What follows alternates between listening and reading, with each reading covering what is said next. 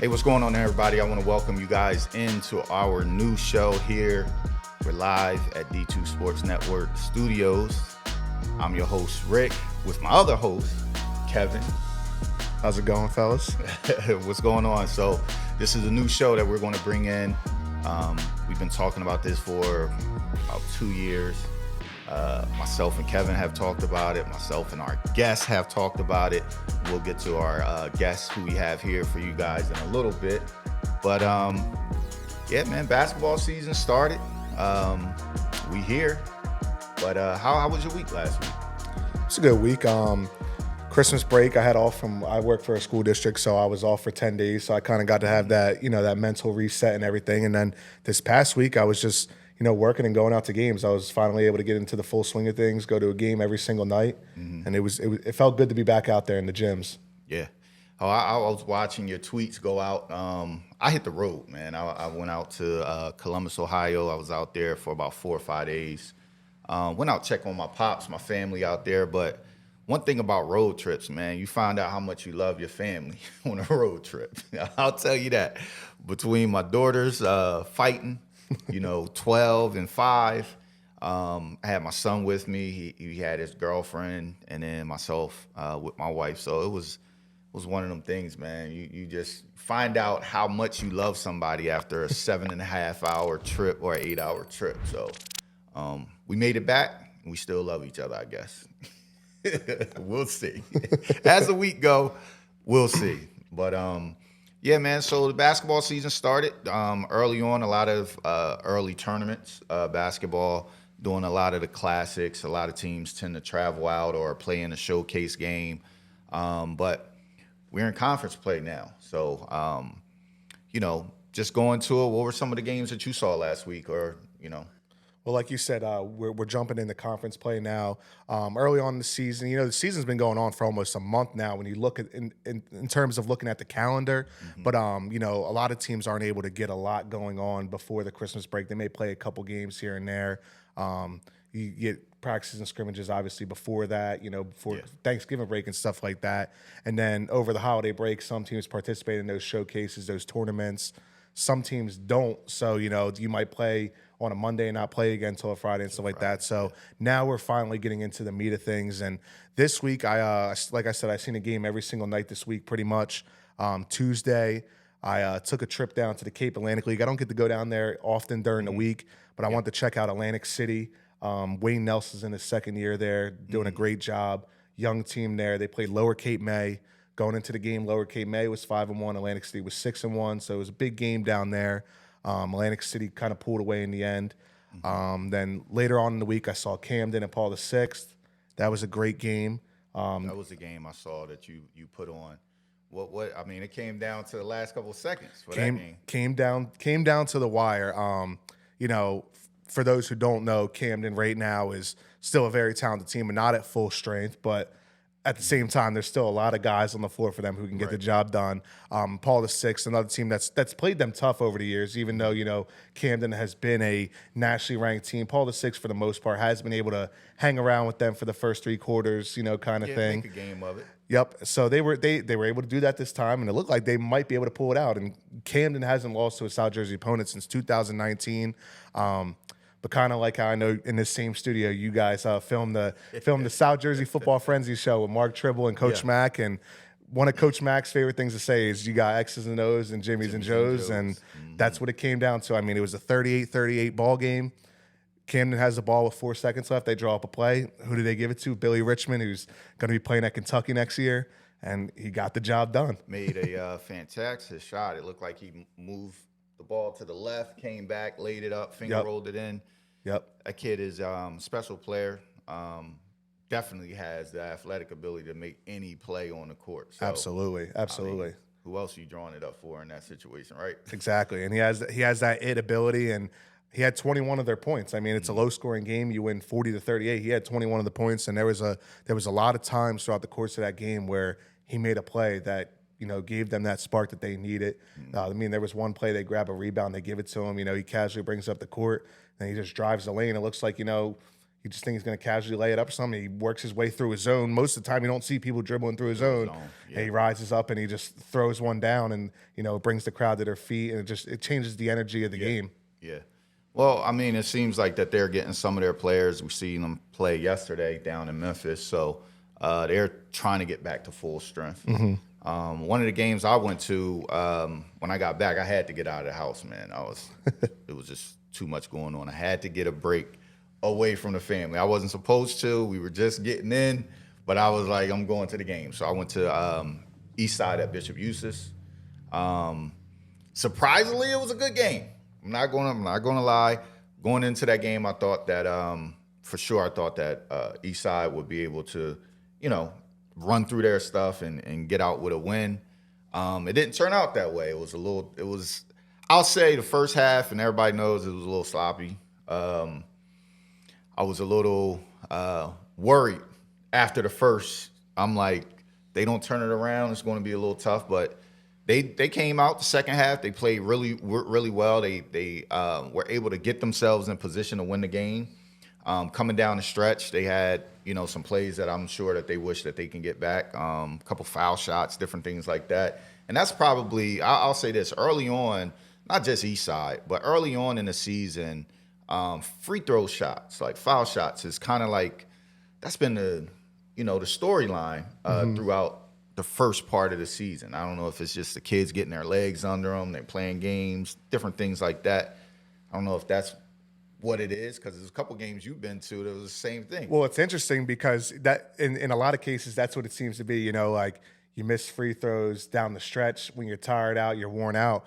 Most of the games I've seen this year where some teams have had some free throw shooting woes, it's early on in the game. And then as the game goes on, they start to make them. Maybe that's just a matter of, you see one going, you get into a rhythm. But it has been odd to see a lot of teams dealing with that this year. I mean, it's a part of the game. Like you said, it could be just, getting your legs under you. But usually you see them, early on, being able to hit a majority of them, and then it kind of changed on the stretch. But this year it's kind of been the opposite. Yeah, and that's pretty much what happened in that game. I think the foul shots, I believe, was the biggest difference in that game, as well as just the intensity early on. So those are two, like, I cover East Side, so I get to see them a lot. I can kind of tell when they playing sluggish and when they not. So it was a bit of both of those. But you know what, Bishop Eustace, you got to tip your hat to them. They came out, they came ready to play. They played with intensity, and they got the job done. They got the dub. That's the biggest thing that you want at the end of the night. And that was a really good game too down the stretch. I will say that. So it's early in the season. We had some good classics. So early on, we're getting ready to go into this week with two big games this week. I think the bigger games this week are East Side and Camden, and Lenape and Eastern. Yes. So what do you think about that Lenape Eastern game before we get into the East Side and Camden game? Well, at this point, it's very early in the season, but this could very well end up being, a deep playoff matchup right here. They might end up meeting in the semifinals, or I believe last year they met in the semifinals. This may be the South Jersey Group 4 final this year. I seen Eastern today. They took the long bus ride down to Linwood to play Mainland, who entered the game 9-0, one of the top teams in South Jersey. Pretty much, it varies, outlet to outlet, but it was pretty much like a top 5, top 10 kind of matchup, and it was just a battle. Eastern jumps out early on. They're up 8-2 out the gates. Mainland brings it back. There was two different instances where Mainland was down double digits. They were down double digits in the second quarter. Third quarter, they go down 12. That was the largest deficit of the game. They bring it all the way back. They force overtime. Eastern finds a way to win it in overtime. Yeah. So, just a battle-tested team, an experienced group. And same thing when they match up with Lenape on Tuesday. Lenape is a team that played in the South Jersey Group 4 final last year. They bring a lot of guys back. They're headlined by Ty Dorsett, who's a Merrimack commit. He's going to play Division I basketball next year. So it should be an interesting matchup. They're two teams that know each other. They see each other a lot. It's a division matchup. Yeah. The Olympic American, same as, we'll talk about this a little later in the show, kind of touch on a little bit with Bishop Eustace and Eastside and the Olympic National. There's no gimmies in the Olympic Conference. Every night's a battle. Every night's a battle. So we'll see what happens come Tuesday, but that's a highly anticipated matchup that I'm looking forward to see, how it's going to transpire. Yeah. I mean, you bringing up Eastern. I don't think, and I saw your tweet, it was Edwards that hit the game-winning shot. Yes, Damian Edwards. I don't think Eastern has played basketball without an Edwards since 1989 when they had Mike Edwards that used to play there. I don't know if they're related, but it's been a ton of Edwards that have gone through Eastern, boys and girls. So for me to see that text, I was like, man, another Edwards. They still going there. So it was pretty good and pretty cool to see that. Yeah, because he initially missed a shot in regulation that would have won the game. And granted, this is a kid who was second or third in the entire state last year in three-pointers made 95 three-pointers last year. And a lot of people chased that 100 three-pointers milestone. I mean, he almost accomplished that in a year in itself. And I was actually sitting at the game with Mike McGarry from the Press of Atlantic City, and he had seen the shot, and he like misread it. He thought number 5 had shot it, so he's asking me who's number 5. So I'm looking at my roster. I'm like, what's he asking me who's number 5 for? Because number 5 was a freshman who played earlier in the game, had an impact. I said, oh, number 5 so and so, and he got him mixed up, and he's like, oh, that's not number 5. He's like, I take it that kid's not a freshman. I said, yeah, he's a 4-year starter. I said, Damian Edwards has been playing at Eastern for a long time. I said, he's one of them guys where you cover him all 4 years. It feels like you've been watching him play for the past 8 years. And you mentioned how there's always been an Edwards to play for Eastern. Listen, the last 8 years, there has been an Edwards playing, and I mean, it may be 9 or 10. I know they had a sister who played girls basketball. She was pretty good too. Yep, and Eastern was good when they had her. Yeah. So I mean, listen, the Edwards family in Voorhees Eastern area is legit. But so we'll move into the big game. I would assume everybody would think this is the big game. This is, for me, it's a rivalry game. Growing up in the city, was on the other side of the bridge. As a basketball player, playing at Camden High, but I didn't play very long. They had, during the time I was there, they had a kid come in. I think his name was DeJuan Wagner. So once he come in, it's like, you know what I mean? Like, I'm done with basketball. That guy coming in. But, it's a rivalry game. It's one of those games that, you love people from the other side of the bridge, no matter what side you're on. But that day, you don't like them. Whether it be a cousin, uncle, brother, coworker, whatever it is, you don't like them. So that's a high intensity game. I'm looking forward to it. Especially, we're not going to touch on it, but especially coming off of last year, the way the season ended. For me, it's going to be great to see those two teams back on the court playing against each other and just being competitive and showing that, last year was something, unfortunate that happened, but it's not going to define any one of those programs. And it's good to see both programs off to a hot start as well. Absolutely, and that's why I'm looking forward to this matchup. From a basketball standpoint, you look at it, almost 2 years ago, Camden wins the Group 2 state championship. Eastside wins the Group 3 state championship. Right. Last year, like you said, two very good teams, both with state championship aspirations. Last year, they play each other 3 times. It's a battle each time. Yeah. And then this year, you go into the year, pretty much anybody you talk to going into the year, Camden and Eastside are 1 and 2 in South Jersey. Right. So there's, from a basketball standpoint, it's an interesting matchup. And then, like you said, the whole city aspect of it. You're going to go to this game. You're going to see people from the city. You're going to see the mayor. You're going to see, people in the administration. You're going to see families. Everybody's going to be there. Right. And like you said, it's you may see them guys in public and say, "Hey, what's up?" But on that day, it's a little bit different. It's a little bit different. Man, growing up, I remember I'm the youngest. So, growing up, I always remember my oldest brother beating me up all the time. But I had it in the back of my head. I said, one day I'm going to grow up and I'm going to be big and strong and I'm going to get him back. And that's brothers fight. Brothers get into hard tussles. Like I just said, my daughters, they in the back elbowing each other and flicking eyes while people sleeping. That's just how it is. You know what I'm saying? And I think sometimes people overblow the matchup, like they make it bigger than what it is. That's just the way it is, man. It's two brothers. They got to go in the backyard. They got to handle something. It's something mom and dad can't solve. And it's interesting too because, obviously Camden is one of the largest cities in the state of New Jersey, population-wise. So here in South Jersey, we don't have many communities where there's 2 schools in the same township, city, whatever. There's a couple. You have like the Black Horse Pike Regional Yep. School District. You have Cherry Hill East and West and stuff like that. But it's very rare where you have those inner city, inner town, rivals, crosstown rivals playing each other. So that always adds an element to the rivalry too. And they're very good. Exactly. So it just heightens everything. Exactly. And the importance of the game. And we'll get into that. I think now is a perfect time to introduce our guest. Absolutely. I'm getting ready to introduce our guest. This is a man who has been one of the driving forces for us to even start this show. We were supposed to start it last year or 2 years ago, but scheduling. Yep. Life happens. Scheduling. But right now we have state championship coach Kenny Avent here. He's arguably one of the best coaches in our area. And, Absolutely.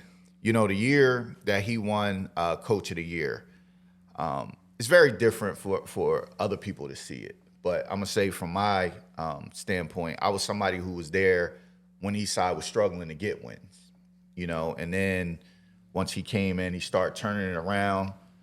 It was a gym of 10. We looking around, it's just the players and their moms, and there's only 7 players at the time, and what he was able to do, constantly building, get, the team back together. What they did that special year that they had to win the championship was absolutely amazing. Like I said, I was the person who witnessed the gym when it was 10 people, and I witnessed the gym when it was a sellout. And then to see it all come to life in full circle at the end for them to win it all up at Rutgers was special.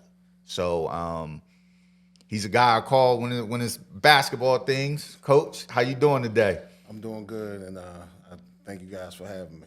Yes, sir. I mean, you kind of, are the driving force of this.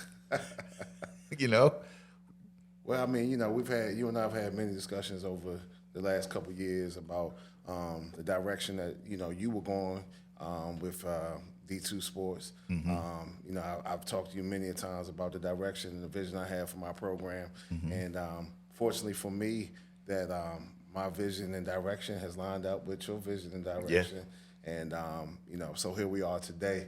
So I mean, I'm just grateful to have the opportunity just to sit and have a basketball conversation with 2 great basketball minds.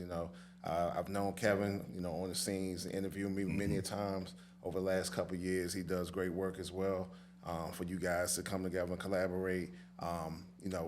Like you watch my program grow from where it started mm-hmm. to where we are today. For me to watch where your business was, D2 Sports was then to where it is now. So like you had that inside lens, I feel like I have that inside lens with you and where you guys are and what you're doing. And you guys are doing a phenomenal job. Yeah, you're talking about vision. So I have a vision, and I had a vision for D2 Sports Network. One of the visions was to get Kevin on the team. That was the first part of the plan. We're not where we want to be right now. We're still in a growing process. It hasn't been a full year since we started doing like full publication on a website. So I know how it is when you have a vision. Sometimes people can't see your vision. They don't understand where you're going with your vision, your rhyme, your reason, and why you're doing it. You get the questions. So, I mean, my question for you is, where are you in your process of your vision for your program? I think we've made major strides to where we want to be as a program. I mean, you talk about that first season in 2022, the year we won states. Started off with 3 kids in the gym. We're able to finally get 7 to 8 kids mm-hmm. in uniform. Able to work really hard. Those kids work really hard, and we're able to win the state title.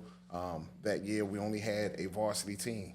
So to go from that to last season, where we had a JV and a varsity team. Now this year, 3rd year in, we have a varsity JV and a freshman program. So, to go from one program to now have a program at all 3 levels, any way you look at it, that's progress. So that was definitely a vision for me coming in to build the program, to build relationships with some of the middle school kids and some of the younger kids in the city, and ultimately have those kids one day wanting to play for me at Eastside. So I think based on the progress that we've had to this point, that that vision is going in the right direction. Okay. So, I mean, off of that, I'll just say that, you know, your vision of having a JV and a freshman team as well as varsity, I mean, you're doing that to max capacity. I mean, your teams aren't 7 guys that are just dressing to play JV. I mean, you have full varsity roster, JV, and a freshman roster. You have a large number in a short amount of time. Yeah, I mean, we have probably over 40 kids in the program right now. And to start with 3 and finally get 7 in uniform, and to now look out when you come in our gym for practice and see 40 kids in there working hard, wanting to get better. You know, I couldn't ask for more at this stage of the game. We just want to be consistent. We want to be intentional, and we just want to keep moving forward. And, you know, those guys come in and do what I ask them to do, work hard every day. I have a great coaching staff because I couldn't make this vision come to reality without great coaches around me, great people around me. And, you know, we just going to keep working. We're going to keep plugging. And you know, the vision, you know, you have a vision, and sometimes it grows, it changes. And, you know, but we just want to stay the course. Just want to stay the course. So I can walk in the gym and there's a smile on my face and a sense of pride when I see the number of kids we now have in our program based on where we started. I just want to say this, Coach. You're not walking right now. You're rolling in the gym. So it's a little different seeing you come in, you know. But you know, you had an injury. Through that, how much have you had to lean on those coaches to kind of help you out through the process? I mean, that's you're not coming from a small injury. This is, you know, a serious injury. Well, you know what? I leaned on them at the same level I've always leaned on them. I mean, I've always empowered my coaches. I let them coach. I'm not a micromanager.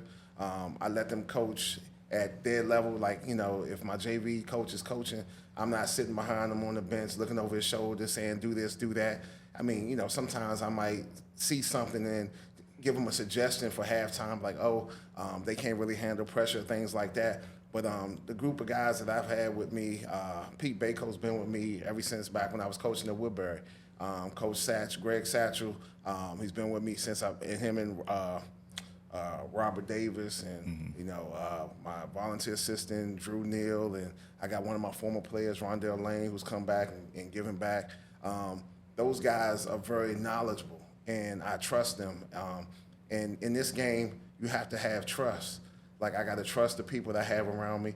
And my biggest thing is that when someone talks to me about being part of my staff, my number one requirement for them is that, you know, the kids are their main focus, that they got to have the kids' best interests at heart. So if you are someone who loves the game of basketball and you about, you know, developing young men on and off the court, then you someone that I can get along with, you someone that I can trust. And, you know, my kids show those coaches the same level of respect that they show me.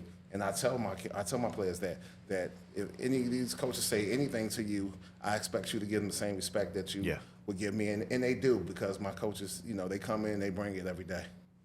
And you mentioned, you know, talking about the growth from going from 3 kids in the gym to 7 people dressed to now 40 plus kids in the program. Another thing that kind of exemplifies the growth, and obviously this is a product of building a program, winning a state championship. You know, a couple years ago, you were just trying to build that foundation. Now you guys are playing in showcases out in Pennsylvania, down in Wildwood. This week you guys are going to Chicago. So how does that kind of illustrate the growth of the program and what you've been able to build there? And also, how exciting is that to be able to kind of provide those opportunities for these players to be able to travel and see new places? I mean, it's like I said, it's a tremendous opportunity for us. It's a tremendous opportunity for these guys to be able to go out to Chicago. We actually flying into Chicago, but we're playing in Peoria. But my thought process with that is, you know, now we have an opportunity to get these kids out of the city, out of the state of New Jersey, out to the Midwest in a whole different region where you have a plethora of university and college coaches that, are going to come watch these kids play, coaches that probably would not come see these kids play on the East Coast. So our goal is to have every kid in our program hopefully get their education paid for at the next level through their athletic ability via scholarship. And, as a coach, I just want to do everything in my power to give each and one of these kids a fair shot and opportunity at that. And I think branching out beyond the state lines of New Jersey, going over to PA and playing, that's a big help. But anytime you can get out of state, especially go out in the Midwest, because, a lot of these kids may never travel there ever again. Some of them, many of them probably never traveled to the Midwest at all. So, it's, going into Chicago, wintertime, you got a couple of variables to worry about. But as long as things work out in your favor and, we get there safely and those guys get on the court, I expect them to go out there and play hard and to leave their mark on the Midwest. They're going to know that Camden East Side was out here and they play a certain brand of basketball. So, Coach, going into this week's game Tuesday, it's a big game. So, for many reasons. So, what is your thought process coaching-wise, and what are you trying to get across to the kids to get them kind of prepared for the game on Tuesday? It is a big game because, as you mentioned earlier, in the Olympic Conference, especially in the Olympic National Division, every night's a dogfight. You can't take any days off regardless of who you're playing. I mean, Bishop Eustace, who, we lost to on Thursday, hats off to them. They were the better team that night. Paul VI, Camden Catholic, and, of course, Camden. That division, those teams can go toe-to-toe with anybody in the state on any given night. So, I just try to get my guys to focus on the moment. Even though it's a big game in that sense, but it's still just another basketball game. And, just try to get them to maintain a certain level of focus because when in this business, you have to be able to filter out the noise. You know what I mean? You got to have almost like in the Kentucky Derby, those horses got those blinders on because there's going to be so many outside influences, people talking, crosstown rivals, cousins that go to that school. There's so many factors that play into that doesn't have anything to do with basketball. Right. Right. So my thing is to try to get them to focus on the basketball aspect. And all we want to do is we want to show up, we want to play hard, and at the end of the day, let the best opponent win. So, I mean, I want to ask this, and then you could go, Kev. But when you talk in terms of staying focused, D2 Sports Network is a part of it too, right? We are part of the hype because we are trying to create things that are going to bring eyes to the website or bring things to Twitter or to the game or to the kids. Like, that's our whole focus is to get you to see the kids, right? So we are a part of making the flyers, making the game hype and all of that stuff. How hard is it for you now with social media, everything the kids have going back and forth? How hard is it with that element in it, where before it wasn't really that big of a thing on social media? Well, I mean, I think it's kind of like a double-edged sword because this is the era that these kids have grown up in. Right. When we were growing up, there was no social media. There was no Twitter. There was no Instagram. There was no back and forth, the flyers and all those things. I mean, someone may have had a poster or something, or somebody might have drawn something up on a whiteboard or something. But this era, these kids, I mean, I got a nephew who's 5, and this kid will be on his iPad, and he can navigate that thing better than me. Yes. So these kids are growing up in the era of media. So it's almost to the point where these kids will be in a room with somebody, like sitting next to each other, like you guys are sitting next to each other, and they won't be talking. They'll be tweeting, or they'll be Instagramming, Snapchatting somebody, rather than having a real conversation. Yeah. So in that aspect of it, these kids are used to that. On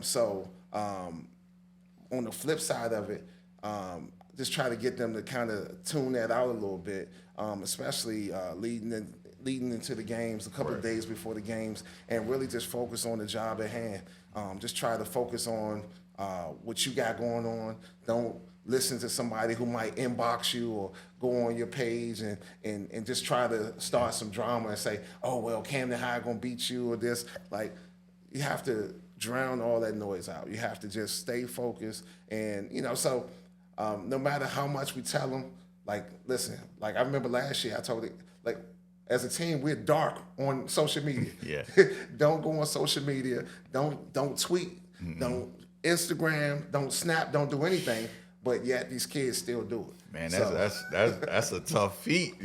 So like I said, I mean, I think that it's hard to get them to. It's kind of hard to get them to focus because it's always there. It's accessible 24 hours a day. But on the flip side of it, I don't think it's hurts them that bad because this is the day and age that these kids have grown up in. I think that if it was we would in a day and age where these kids didn't have social media, right. And then all of a sudden, a few days before this big game, bam, here's Snapchat, bam, here's Twitter, Instagram. All of a sudden, it dropped out of the sky. Now, they so caught up in it that because it's something that they haven't seen before. But these guys and these kids, this is part of their life and part of their lifestyle. So sometimes I sound like a broken record, and I'm sure my players will say that. But we just, just try to encourage them just to stay focused on the job at hand, filter out all the outside noise, and have those blinders on and stay focused. And you mentioned, trying to keep them focused on stuff like that. And we said before how in the Olympic conference, there's no nights off. And then outside of conference, I know you guys are playing tough competition because that's what you want. You want to play tough opponents and prepare yourself for the postseason.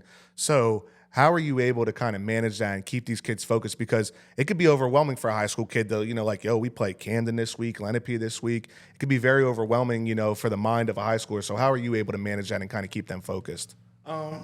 Once again, sounded like a broken record. Just repeating myself, saying things over and over. We have a group chat with our seniors, so we lean on them for leadership, especially at this point in their career. It comes from me and filters down to them. So I think the best teams are player-led.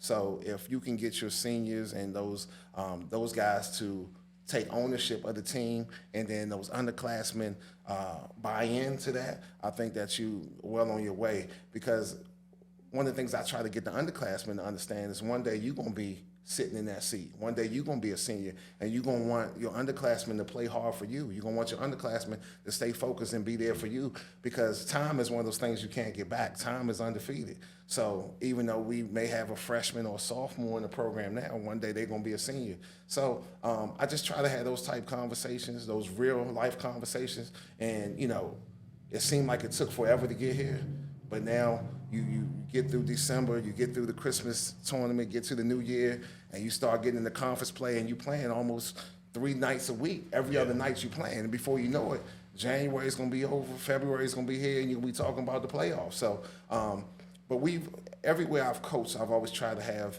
the toughest non-conference schedule that I can have, because the ultimate goal is to be standing there, being one of the last teams in the state on Sunday, holding that trophy up. And I feel the best way to prepare for that is to have the toughest non-conference schedule. You got to be battle-tested. And for me as a coach, I like playing a lot of those games on the road, because you should be able to hold home court. But depending on the PowerPoints and things like that, you never know where you're going to be seated. So, I mean, there was times in the past where I've coached teams where, based on our PowerPoints, we were a 7 seed. But based on our schedule and the tough competition we had and who we played and who we beat, we were really a 1 or 2 seed. So it's by design to have that tough schedule. And, over years, it's fared us well. And I'm hoping that this is going to be a repeat of that. So, I mean, coming into the season, what were some of your goals? I know the ultimate goal is to win the championship. But what were some of your smaller goals? Are you seeing those things come to life, and where you are in that process with it? I mean, number one goal is get better every day. I mean, you do our games. I mean, that's pretty much our motto. Every day we get better. I literally, before we left practice today, told the kids that, when you have an opportunity to go home, close your eyes, lay your head on that pillow, and the good Lord wake you up in the morning, you should want to be better today than you were yesterday. So I think that's the number one goal. is to just be better tomorrow than we were today. We just want to just continue to work hard and grow. Coaching sometimes is like a potter, right? So you get that potter, you got that big ball of clay, and that clay is spinning on the wheel, and you spinning and shaping and molding and shaping and molding, and it start looking like it's shaping into something, and then all of a sudden it's a little lump in there. You gotta spin it a little more. So I feel as a coach, that's how it is. So we just want to keep working, and hopefully, we came into the new year 5-1. Played a tough Eustis team on Thursday, so we're 5-2 now. This is a big week. This is a gut check week for us. This is a growth week for us. We're going to see where we are.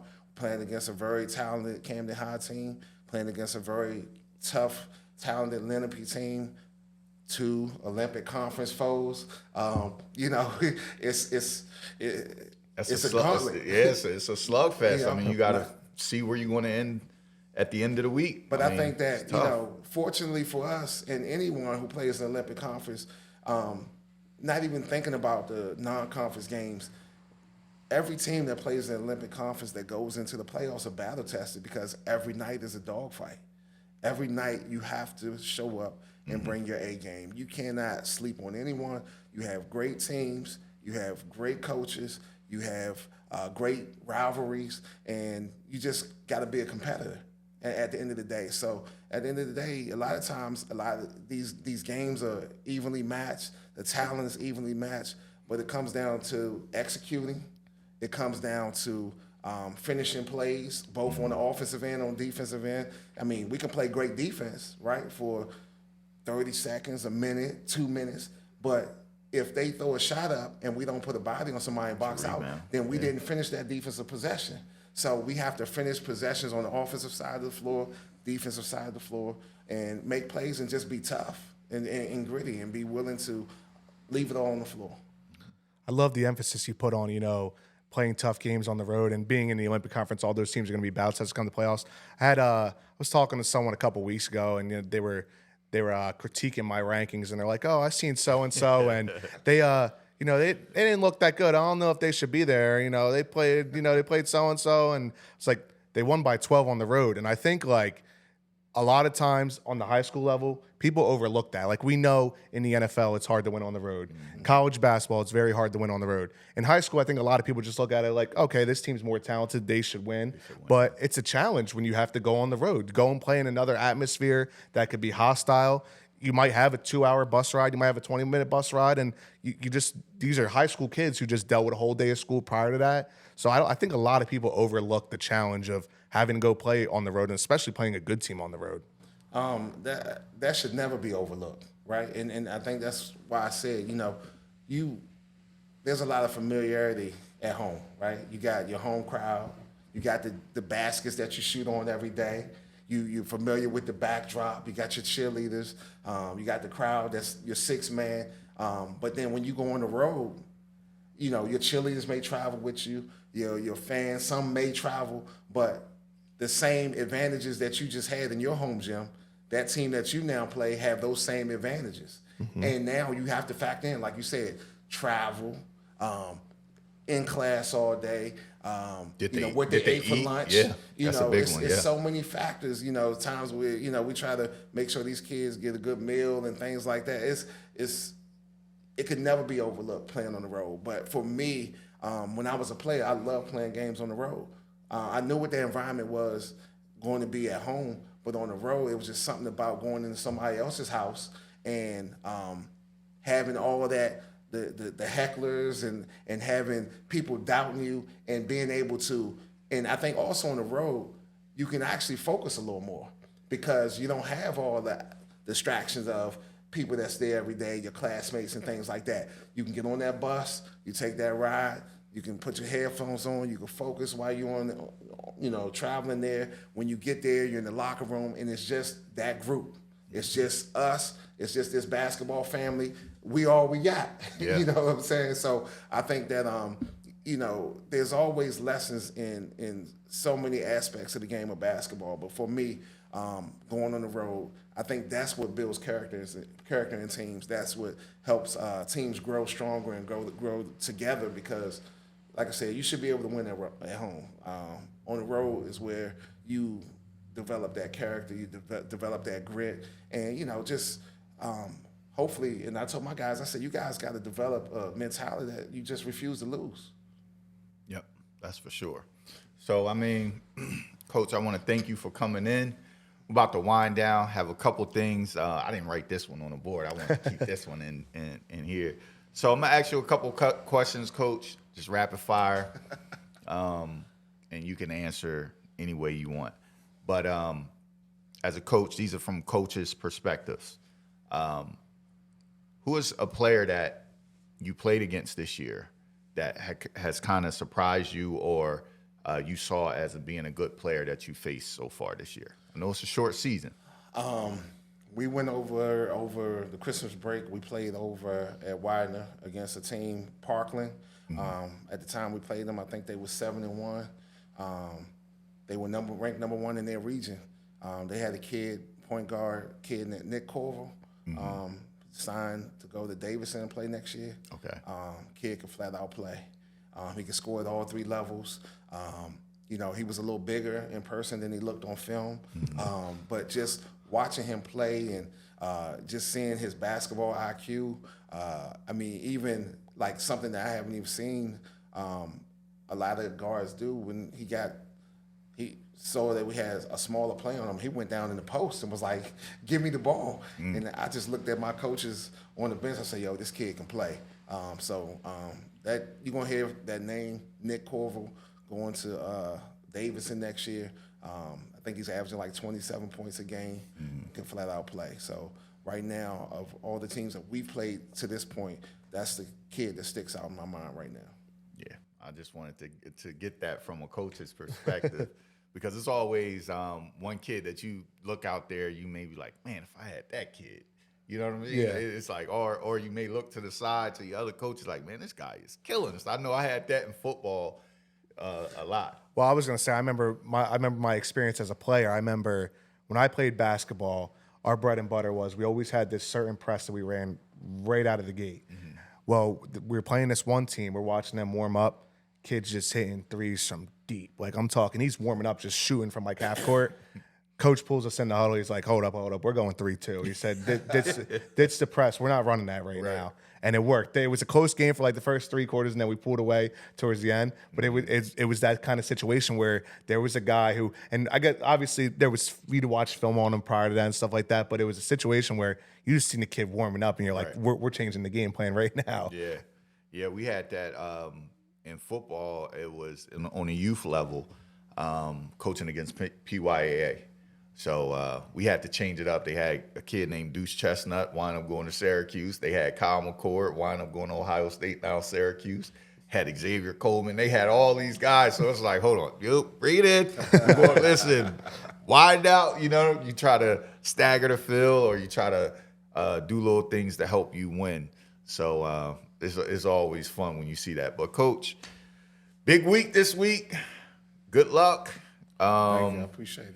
We'll definitely be there. We were talking about doing some things a little bit different than we normally do for broadcast, but we're going to make sure the whole team is there to give you guys the coverage that you need. And anything you need from us here at D2 Sports Network, just let us know, and we'll be there to make sure that we help you guys out in any way we can. So, well, like I said, once again, thank you for having me, fellas. You guys are doing a fabulous job. Just keep up the good work. And, I'll see y'all this week. Yes, sir. Sounds we good. Didn't name the show. Did I open up with the name of the show? I think you did. I think you did. I think you did. I'm like 90% sure. Okay. Well, I think you did, though. This is episode 1 of Off the Glass. That's what we're going with. We're going with Off the Glass. Yeah. So thank you guys for tuning in. We'll see you guys next week.